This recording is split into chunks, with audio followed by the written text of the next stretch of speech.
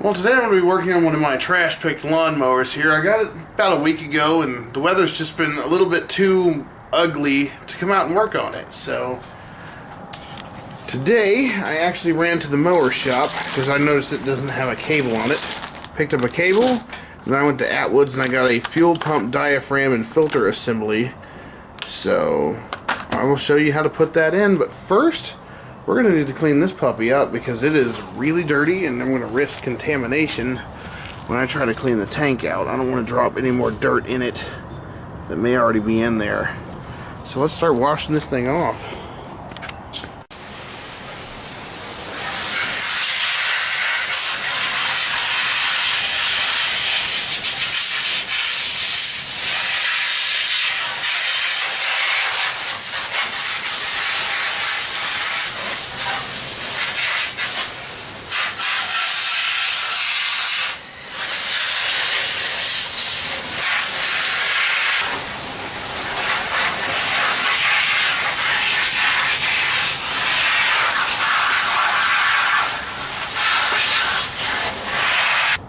As you can see, this thing was pretty well caked up.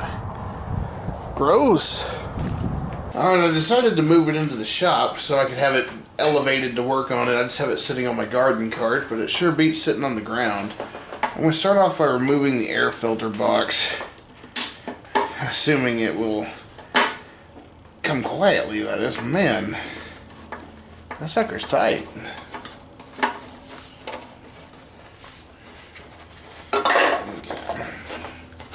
Let's see what we're dealing with here. I'm sure it's sopping wet. Well, it's not too bad. I mean, I could hose it out. I could probably still use this. So, over there it goes. Alright, first off, you're going to want to take the two bolts out of the gas tank itself. There's the one in the front of the tank, and then there's the one in the middle of the tank. And as you're pulling the tank off, there's this throttle linkage that goes back here underneath the shroud. You'll have to kind of finagle it loose. It'll actually tip and come out. So let's go ahead and try to get those loose. Let me get my little toolkit here. Alright, I'm going to come over here and take this bolt off first. It actually wasn't nearly as tight as I figured it would be. Usually those hang up in there pretty good. And the best thing about these mowers is they are their own tool tray. Sweet.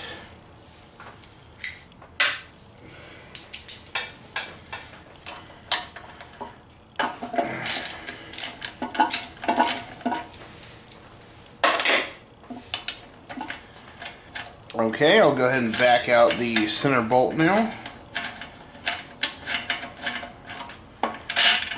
There it is. And this is going to be kind of difficult to film, but I'm going to wiggle this and pull. And this is where I was telling you need to undo your throttle linkage, and now I need to move on the tools. Now I can actually pull down, rotate, and it's just got like a little Z bend in it, and it goes in the big hole on here.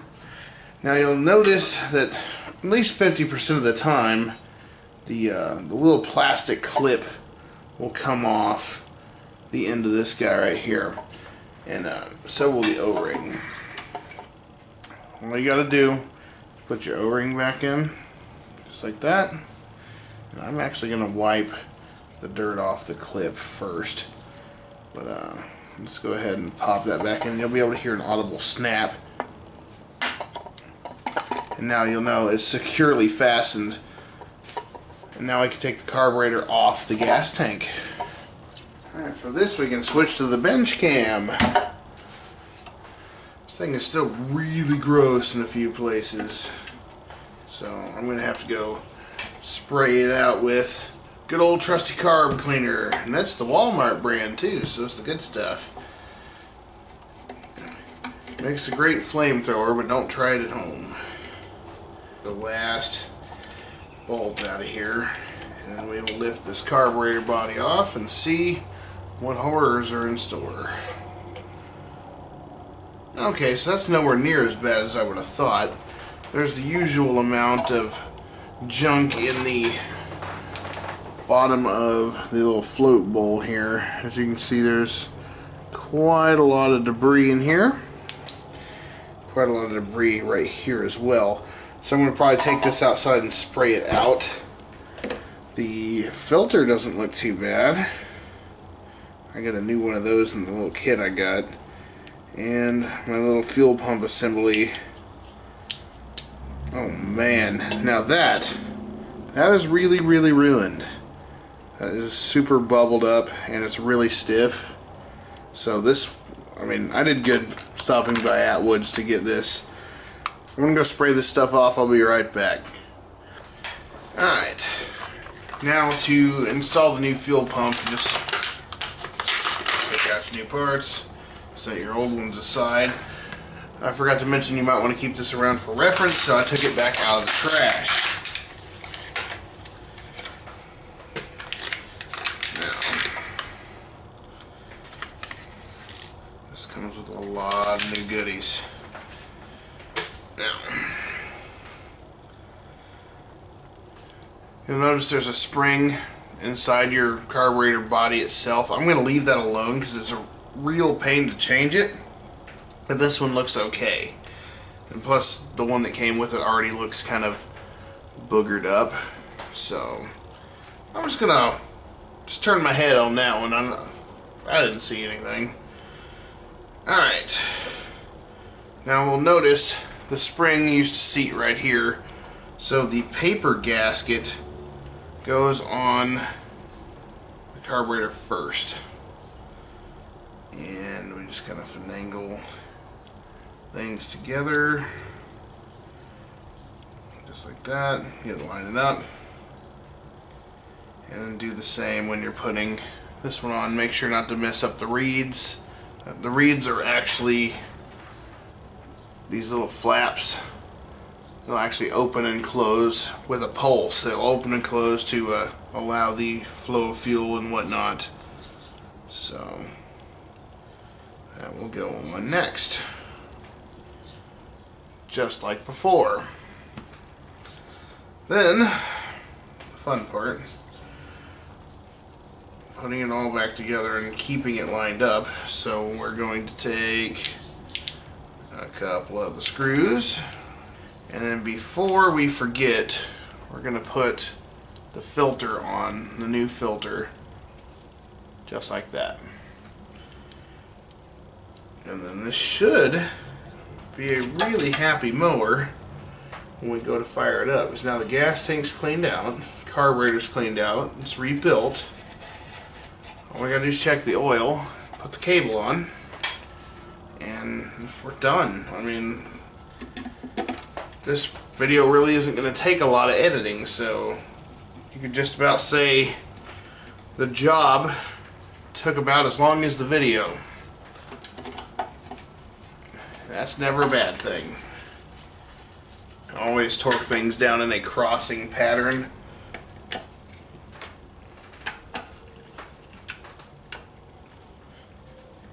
Alright, let's go put it back on the lawnmower. Now, back to the lawnmower camera. I can reattach the throttle linkage right here in the big hole where it came out. So you just kind of just tip into it. Don't put too much strain on the plastic throttle blade up top here, or you're gonna break it and you're gonna regret it.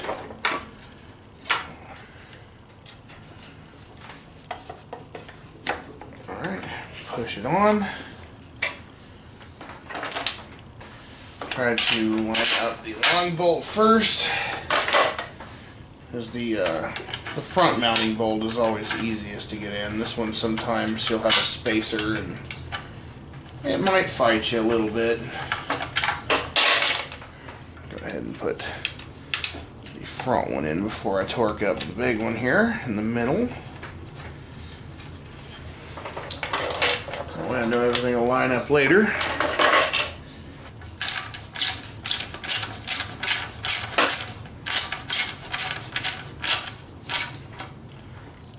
make sure it's nice and snug. Change bits back to the 10. It's really bizarre that it has standard and metric on the same unit, but these are the times we live in, I guess. Doesn't have to make sense, it just has to work, right? I can put the throttle spring back on. All I gotta do is drop it down into this little hole. It is now attached. Oddly enough, this came up as a Husqvarna part number. Probably why it was so dang blast expensive. It was $18 for this cable, which I'm not really used to paying quite that much, but alright. It wants to keep curling up on me, so it's a little bit of a fight. And I'm putting this side on. I'll come up from underneath first, then right there, and then the lever should now actuate the little brake mechanism, and that it does. I do believe we are ready to check the oil level. I bet it's pretty gross myself, but we're just going to top it off for testing's sake, and then I'll change it later. But wow. It is not even registering on the stick. Maintenance was really high on these folks' list, huh? Let's go ahead and get some oil in it. Grab my old school aluminum funnel. Some nice Walmart conventional 10W30. Let's go ahead and pour quite a bit in there.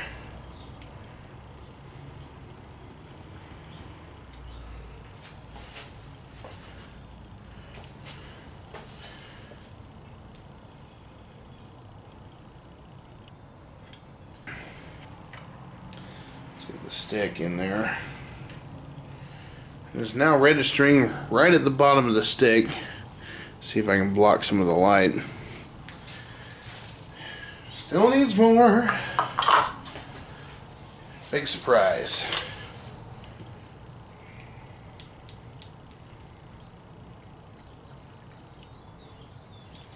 Okay. I've officially used 3/4 of the bottle. Let's hope I'm actually end up with a working mower at the end of this, huh? Let's get my fancy Snow Go gas can with the original funnel. How cool is that?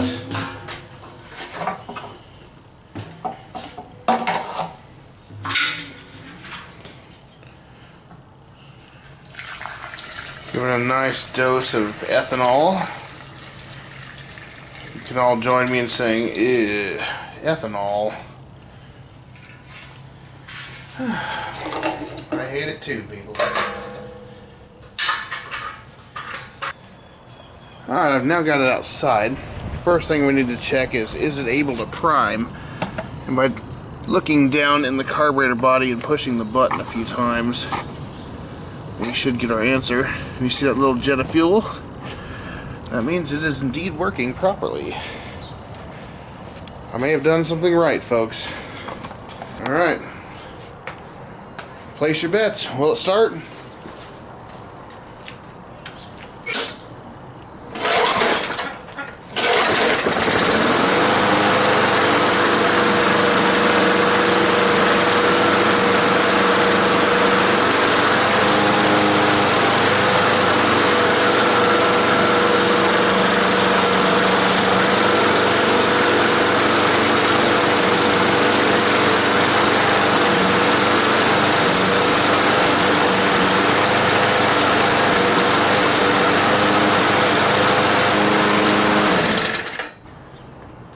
Well, it looks like it works. It was a little shaky at first, but it smoothed out after a minute. I'm going to throw some iso heat in the tank to evaporate any residual moisture that might be in there from hosing it off. And then I'll throw it online for sale.